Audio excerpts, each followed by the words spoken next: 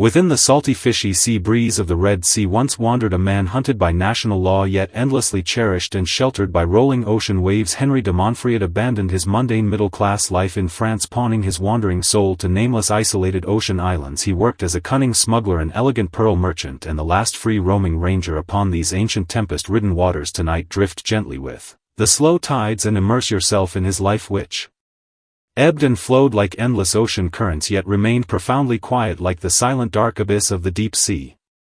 Certain souls are born with an innate disdain for rigid worldly rules, and Henry de Montfried embodied this rebellious nature perfectly. Sailing aboard his weathered shabby vessel, he secretly transported weapons while evading patrolling warships and dived cautiously among sharp coral reefs searching for precious pearl oysters. This was far more than ordinary adventure. It stood as one man's thorough deliberate desertion from the constraints of modern civilized society. Close your eyes, accompanied by the soft rhythmic sound of crashing waves, and listen to the timeless tale of this peculiar Red Sea saint. While wars, treaties and political divisions tore apart the lands of the world, Henry de Montfried sailed peacefully across lawless ocean borderlands. He learned to think with the rational wisdom of local Arabian people and survive with the fearless tactics of seasoned pirates while retaining an untouched pure tranquility deep within his heart. This story carries no glorious fame or noble achievements. It simply reveals how one man stubbornly chose absolute freedom belonging solely to himself. Accompanied by the warm flickering glow of the hearth fire, step into the midnight memories of this legendary wanderer, Henry de Montfried.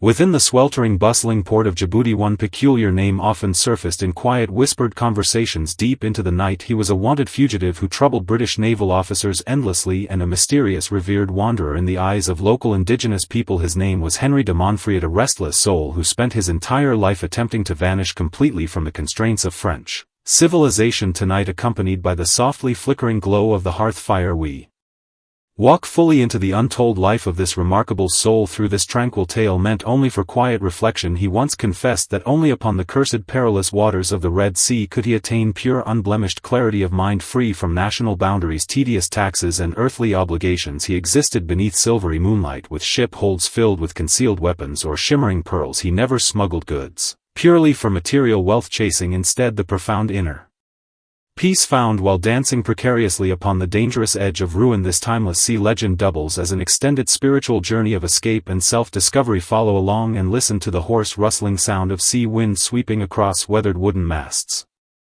The subtle crack reshaping his fate first appeared in 1911 when Henry de Montfried reached his 30s. Trapped within the tedious monotonous gears of French society, he worked an unremarkable chemist bound by rigid daily routine. Civilized social order felt like rusty heavy shackles suppressing his wild restless spirit. He craved raw untamed authentic existence unpolished by artificial modern constraints. Abandoning his betrothed lover, he departed homeland carrying only a single pistol and a collection of worn tattered books, traveling alone toward the untamed lands of East Africa. Within the Red Sea, where arms, drugs and slave trades flowed secretly beneath the water, he seamlessly merged into the wild ocean like a drop of water returning to the vast endless sea. Refusing stable employment within colonial governments, he purchased a small Arabian sailing vessel named Paula. He dedicated himself to learning Arabic, clothing himself in local traditional robes and sleeping beneath the open sky like a devout ascetic monk. He began secretly smuggling weapons to indigenous tribes resisting colonial invasion, an act punishable by immediate execution in that turbulent era. Yet concealed beneath the cover of dark night, he skillfully evaded patrols of British and French naval fleets. Every time rolling waves crashed against his wooden hull, Henry de Montfried felt his heartbeat finally synchronize with the primal rhythm of the natural world. This intoxicating thrill of betraying civilized society sustained him for nearly half a century.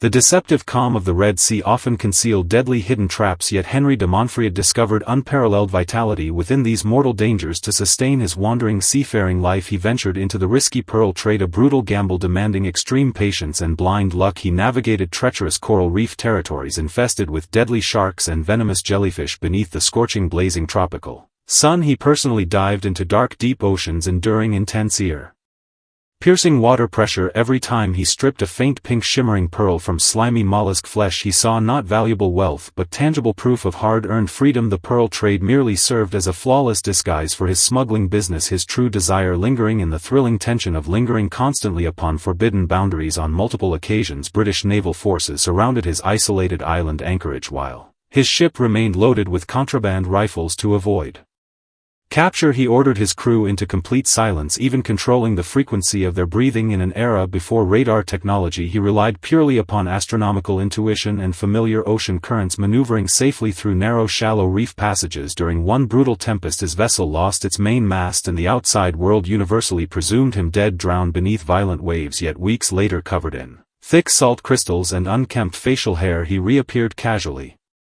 Inside dim Djibouti taverns, for him life and death were never opposing forces, merely two interconnected sides of the endless rolling ocean waves. The profound tranquility discovered amid constant danger gradually transformed him from a timid fugitive into the undisputed master of these wild seas. Henry de Montfried's entire existence constituted an enduring battle against tedious monotonous time. Amid the chaotic gap between the First and Second World Wars, his reputation spread farther than local deities across the Horn of Africa. He formed close friendships with Ethiopian nobles and even became an intimate trusted confidant of Emperor Haile Selassie. Within ancient royal courts he remained the sole white foreigner, dressed in simple cheap cotton robes, discussing intricate geopolitical affairs with bare feet. Having witnessed the ruthless greed of European colonial powers targeting African territories, he deliberately disrupted established colonial rules. He traded cannabis across barren deserts and constructed hidden fuel depots along secluded coastlines, expanding his smuggling business across both shores of the Red Sea. Even during periods of abundant wealth he maintained an extremely simple, austere lifestyle, accompanied solely by collected books and detailed sailing journals.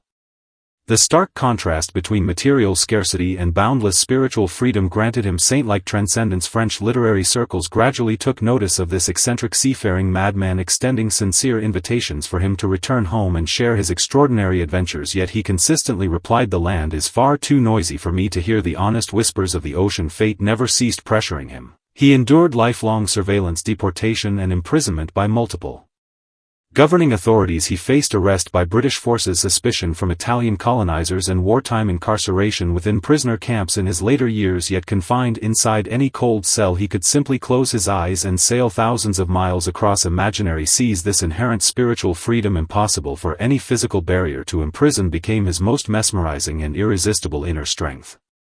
To truly comprehend Henry de Montfried's profound solitude, one must observe his quiet, lonely nights drifting upon the open ocean on his constantly swaying small vessel. He existed not merely as a cold-blooded smuggler but as a sensitive poet and meticulous natural observer. He recorded every subtle gradient of blue within the Red Sea, describing misty water sprays exhaled by migrating whales beneath silvery moonlight. These carefully compiled journals eventually evolved into best-selling books, sweeping across European literary circles. Though he remained utterly indifferent toward fame and public admiration, he deeply cherished the merciless brutality of the ocean, embracing vivid hallucinations induced by extreme thirst and raging storms. He endured cruel crew betrayals and survived barren waterless islands, digging through dry sand, desperately seeking tiny drinking water sources. In these desperate moments he harbored no resentment, accepting every twist of fate with serene resignation. Around crackling desert bonfires he debated religious philosophy with local sultans and divided smuggled treasures alongside fellow pirates. His personality layered, complex and unrestrained. He swore allegiance to no political faction, belonging exclusively to the constantly shifting latitude and longitude markers upon the endless ocean. In his declining years, external forces compelled him to return to rural France, settling within a remote, quiet village. Every dawn he woke before sunrise, standing silently by his window, gazing toward the distant southeast, able to smell the familiar salty ocean breeze. In his imagination, neighbors regarded him merely as a strange, reclusive elderly man, unaware this thin, haggard senior once dominated the Red Sea as an invisible, shadowy ruler. His life firmly proved one brave soul could defy the entire world so long as he remained faithfully loyal to his own inner spirit.